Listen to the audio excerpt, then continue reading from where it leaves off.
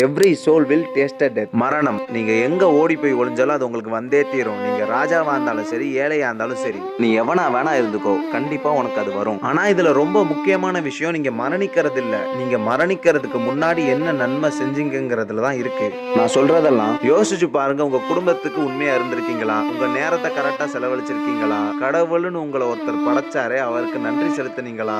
ஏழைங்களுக்கு உதவுனீங்களா? இப்ப நான் சொன்னதெல்லாம் பண்ண வேண்டியது. இப்ப நான் சொல்ல போறது பண்ணக்கூடாது.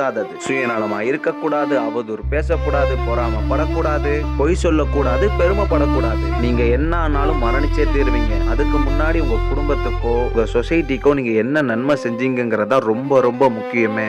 அதுல மட்டும் கோட்டை விட்டுறாதீங்க. நான் சொசைட்டின்னு சொன்னது உங்க சுத்தி உள்ளவங்க தான்.